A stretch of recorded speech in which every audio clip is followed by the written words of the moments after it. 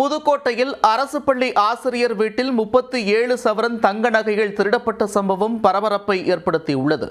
வீட்டில் ஆள் இல்லாததை நோட்டமிட்டு கைவரிசை காட்டிய கும்பலுக்கு கைகாப்பு போடப்படுமா? புதுக்கோட்டை மாவட்டம் ஆலங்குடியில் சுல்தான் நகரைச் சேர்ந்தவர் சுரேஷ்குமார்.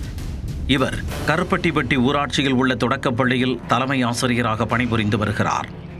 இவரது மனைவி பாக்கியலட்சுமி பாச்சிக்கோட்டையில் உள்ள தொடக்கப்பள்ளியில் ஆசிரியராக பணியாற்றி வருகிறார். இந்நிலையில் வேலைக்கு சென்று திரும்பியவர்கள் வீட்டின் பூட்டு உடைக்கப்பட்டிருப்பதைக் கண்டு அதிர்ச்சி அடைந்துள்ளனர். உள்ளே சென்று பார்த்தபோது வீட்டில் உள்ளே 2 பீரோக்களையும் உடைத்து அவற்றில் இருந்த 37 சவரன் தங்க நகைகள் திருடப்பட்டது தெரியவந்தது. இதுகுறித்து ஆலங்குடி காவல் நிலையத்தில் புகார் அளித்துள்ளனர். தகவல் அறிந்து வந்த போலீசார் அப்பகுதியில் தடயங்களை சேகரித்தனர். அத்துடன் திருடர்கள் வந்து சென்ற இடங்களை ஆய்வு செய்து விசாரணை மேற்கொண்டனர். முதற்கட்ட விசாரணையில் வீட்டில் ஆள் இல்லாததை நோட்டமிட்டு கொள்ளையர்கள் கைவரிசை காட்டியது தெரியவந்துள்ளது. திருட்டு குறித்து வழக்கு பதிவு செய்த போலீசார் அப்பகுதியில் உள்ள CCTV கேமராக்களை ஆய்வு செய்து திருடர்களை அடையாளம் காணும் முயற்சியில் ஈடுபட்டுள்ளனர். ஆசிரியர் தம்பதி வீட்டில் பூட்டை உடைத்து சுமார் 24 லட்சம் ரூபாய் மதிப்பிலான 37 சவரன் தங்க நகைகள் திருடப்பட்ட சம்பவம் ஆலங்குடி பகுதியில் பெரும் பரபரப்பை ஏற்படுத்தியுள்ளது.